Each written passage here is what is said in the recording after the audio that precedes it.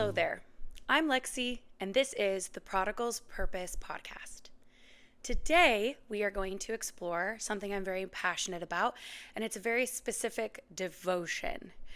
But before I get into it, I have to give a little backstory because Lexi is a good storyteller, or I try. Lexi is a sentimental girly, okay? I love a good theme, which if you can see my outfit right now, it's screaming the theme for this episode. But I have, jewelry I wear has a specific meaning to it, and I wear it every single day. I love me like a New Year's resolution vibe, and I really enjoy like diving into those things and being a big fan of those. Now, speaking of New Year's resolution, I suck at them. They're just like so hard and impossible. It's like, I'm going to climb Mount Everest. And if you saw me, you're like, no, girl, you're sit down. You're not climbing Mount Everest. But I really got into like vision boards, and not like impossible goals, but just like things I love, things I'm passionate about, things I want to give more time to. And so every new year, I started making these vision boards. And then my friends have this really cool practice where they actually pick a new patron saint for the year. And so I got into that. And so every year I have a new saint bestie and a new patron saint that I dive into. And then I was like, okay, let's add one more thing, Lexi, like this isn't enough. And so I decided to do a Bible verse for the year. And so many moons ago, I think like 2 years ago, I picked Ezekiel 36:26. Okay? And if you're not familiar with it, the verse goes like this: I will take your heart of stone and give you a heart of flesh.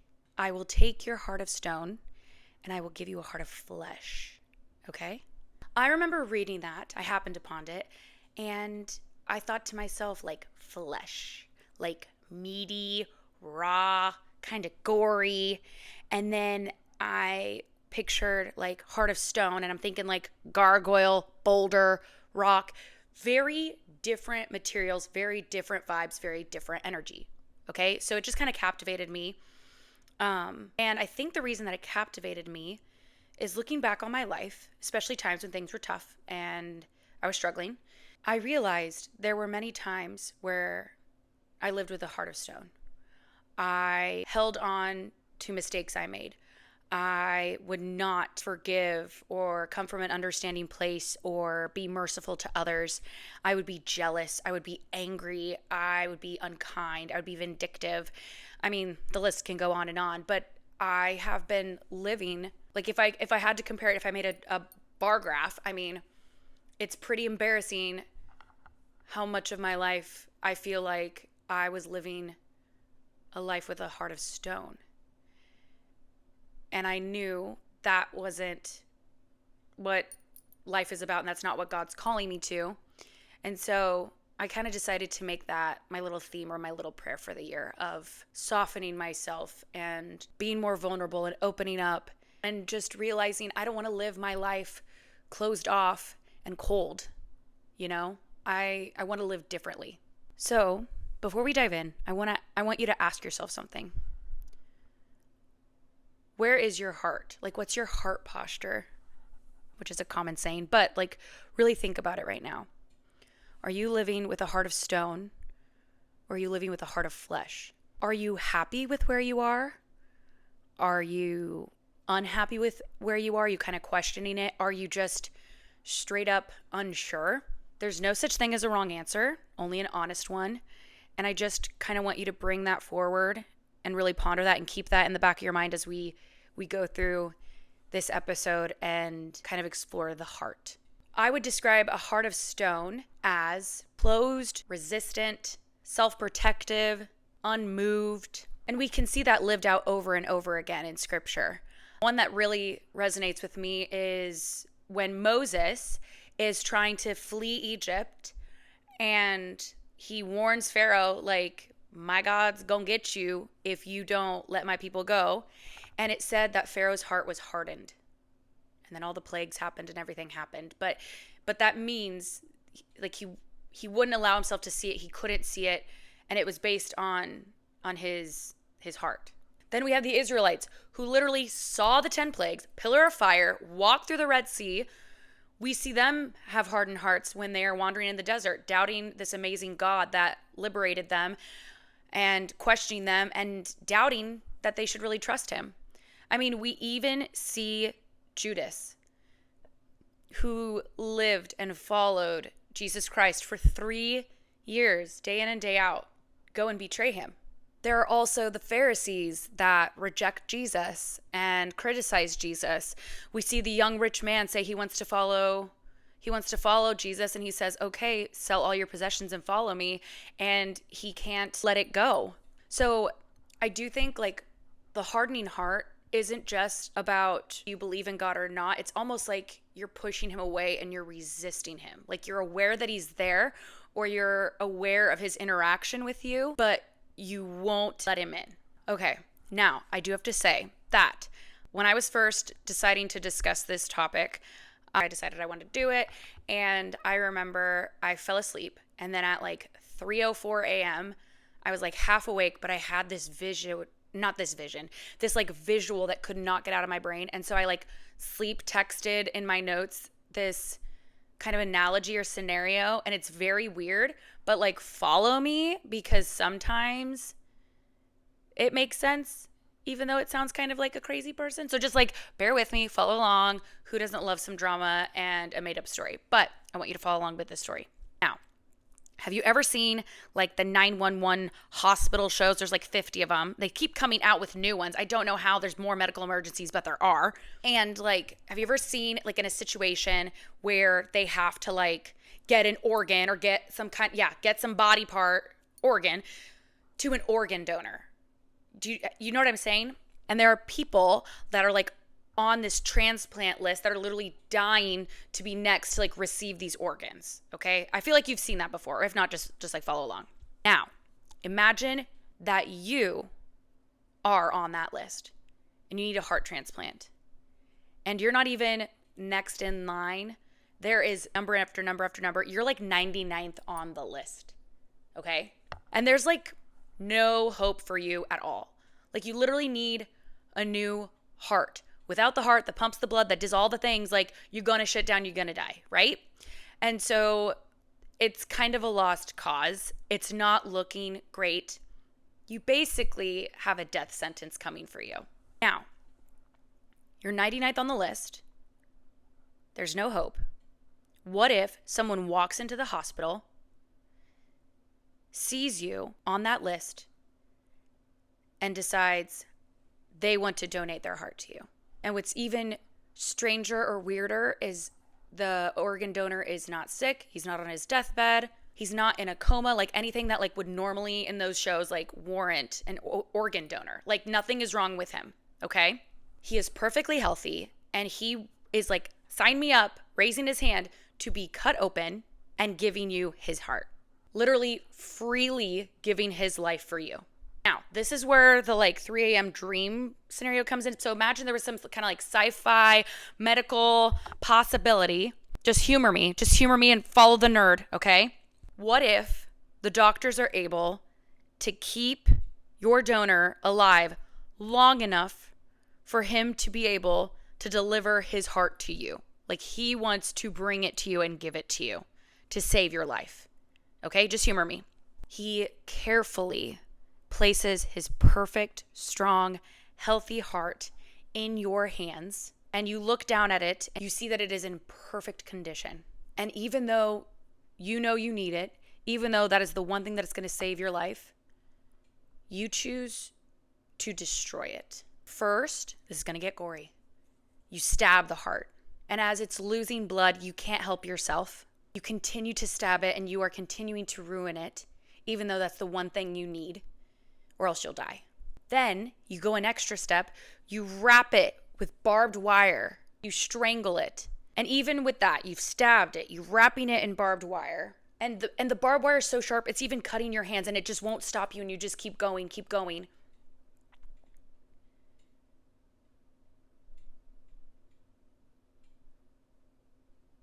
You can't even hold it without hurting yourself. You throw it on the floor, which is like literally organ donor no 101, and then you light it on fire.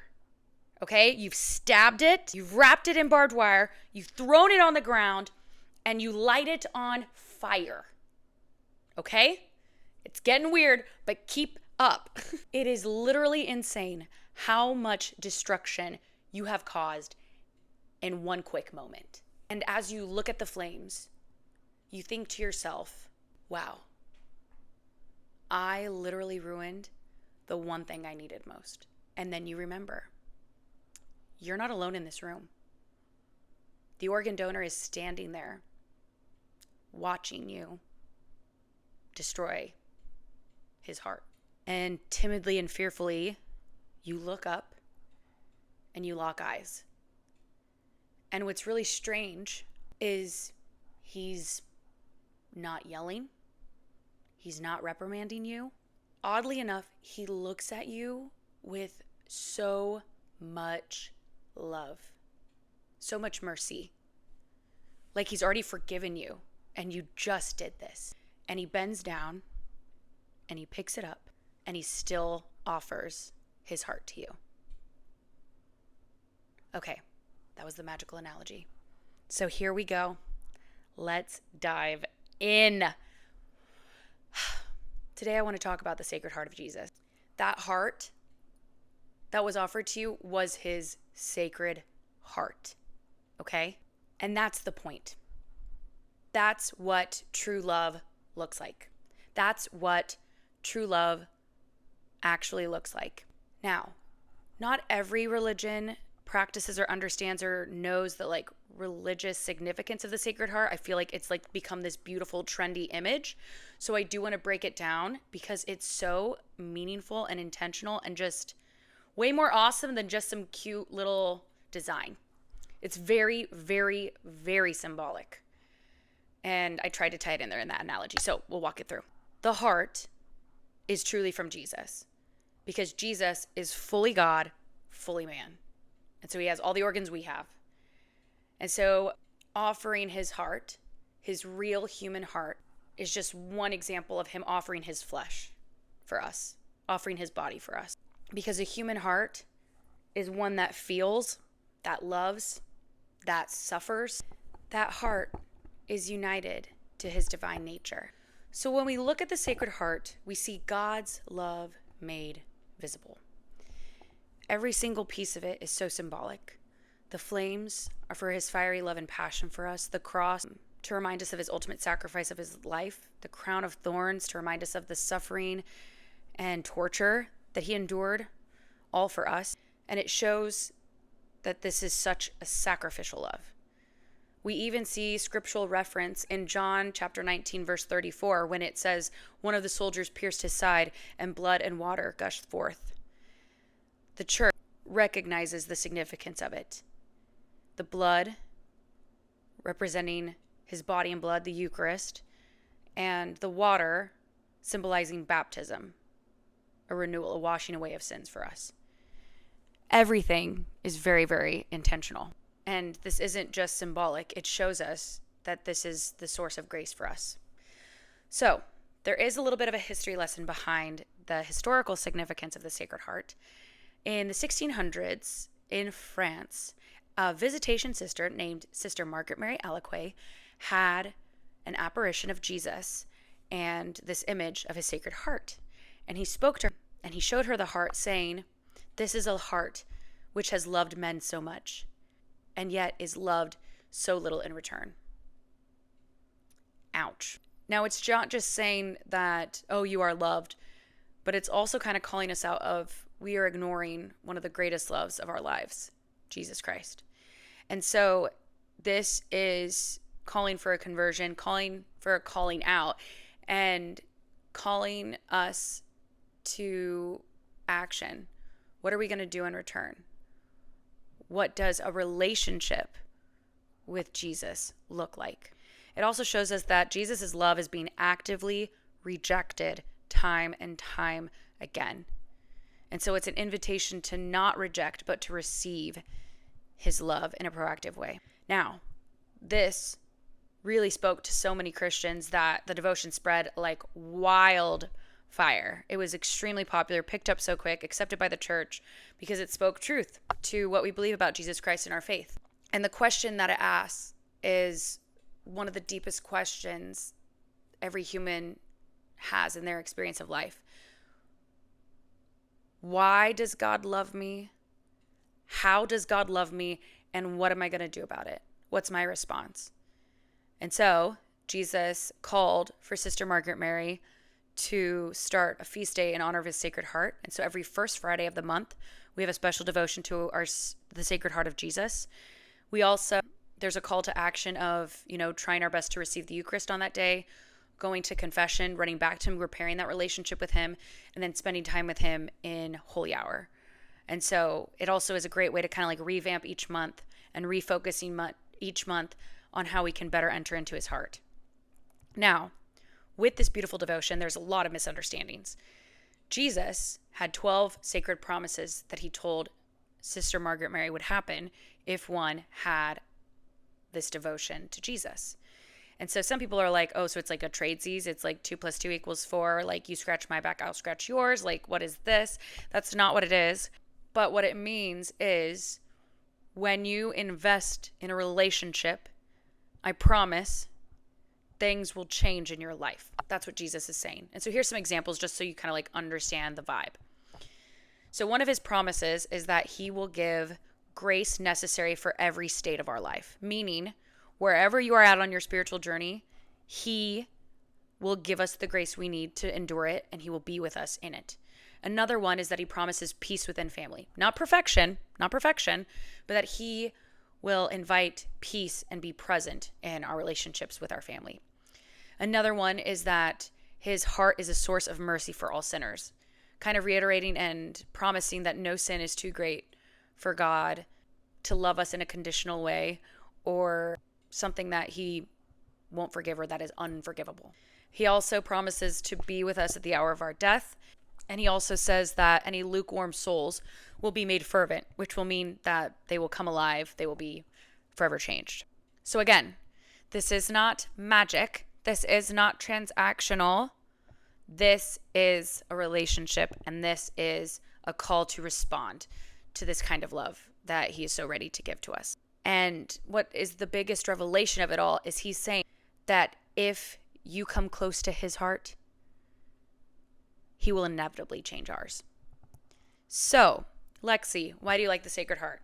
Yes, it's a super cute accessory, but there's a little more history behind it. I really struggled with finding Jesus relatable. Sorry, but it's the truth. I mean, you're telling me that I'm supposed to form some kind of relationship with this dude that can walk on water, knows everything, never talked back to his mom, sinless. Me and him are supposed to vibe. Like, okay. But through this heart, through the Sacred Heart, I kind of came to realize how much we do have in common. Trust me, I'm not God. What I mean by that is Jesus loved us so much and wanted to be so close to us that he entered into the human experience when he didn't have to. He laughed at a really funny joke like us. He cried when he fell down. He wept when his friend died. He was scared in the Garden of Gethsemane and was anxious. He was, abandoned by his friends. He's experienced loneliness and rejection. He knows what we're going through more intimately than anyone else in the world. And so I relate to Jesus because he's lived what I am living right now. And he went through it because he loves me so much. Crazy guy. And so when it comes to, low moments in our life, when we're struggling with pain or loneliness or some kind of suffering, usually a desire is to run to people, to have presence, to have community. And that is beautiful and that is true. But I also think there are times when we forget that God is present in it too. And the one that knows us better than we can understand ourselves wants to be close to us in those times. And I think we kind of take that for granted and forget it. So, going back to Ezekiel 36:26. When God says, I will take your heart of stone and give you a heart of flesh, he's talking about a sacred heart. He wants to give his heart to you. And the sacred heart is messy. It's vulnerable. It's open. It's alive. It's capable of true sacrificial love. And if you can for a moment, look up a picture of the Sacred Heart and really think about what I'm about to say. So looking at the Sacred Heart, know that his heart was pierced for you. Know that he was crowned with thorns for you. He took his last breath. He died for you. He was mocked, tortured, beaten, abandoned, and murdered for you. Why? Because you are worth it to him. And it's overwhelming to just even think that he went through all of that thinking of us. But I think there's something even crazier to be said in that he is constantly running after you and desiring you. Never ending, unconditional, constant. Because he just wants to give you himself. He doesn't even want anything from us. He just wants to give something. And he died knowing we might not ever want him back. What a love. It's honestly very overwhelming and almost a little stressful to even think that someone would want me like that. Right? He went through everything without a complaint, without an evil thought in his heart. All because he thought I was worth it. Knowing I might not ever want him. That is true love. That is true, I know I say it every time, but sacrificial love. And he just wants to give you his heart. And so the question of the hour is, will you receive it? Will you allow him to take your heart of stone and give you his heart of flesh? And the immediate rush of feelings and emotions I get when I think about this is, I'm far too gone. My sins are unforgivable. And honey, I'm so sorry, but you're not that special. No sin is too great for God's love and mercy for you. And nothing you've ever done in your past and nothing you will ever do in your future will change how much he wants you and how much he loves you. One of my favorite quotes I've ever heard is, one of the most important journeys of your life is the 18 inches between your head and your heart. And I think this kind of goes well with it, of we tend to overthink, we tend to overcomplicate, we tend to tell ourselves, oh yeah, I know this Jesus guy is fine, it's fine. But until you awaken your heart and have a heart of flesh, a beating, pumping, suffering, active, real heart that's been changed by God and is known by God, I mean, what's the point of living? What's the whole point? And so it really is something to focus on and to really ponder and think about and pray about. Please don't let the lies that we tell ourselves keep you from Jesus setting your heart on fire for his love of you. He is waiting. He's waiting for you to let him in. Please allow yourself to accept an invitation to the greatest love story you will ever experience. His eternal, sacrificial, unconditional, divine love for you. Well, I hope this sheds some light on why the Sacred Heart is just the most amazing thing in the world. And if you're kind of struggling with letting go of that heart of stone, heart of flesh, maybe putting that Bible verse somewhere you see it, Ezekiel 36:26, or even better, print out a little picture of Jesus' Sacred Heart or like a holy card and put it somewhere you see it every day to kind of remind yourself, where's my heart posture at? Am I a heart of stone? Am I a heart of flesh? Am I letting Jesus in or am I pushing him away? Because every day without him is a day lost on one of the greatest experiences of your entire life. I want to thank you for listening. Please pray that this podcast does what God wills of it. And never forget to ponder the purpose, embrace the journey, and live the conversion. Thank you.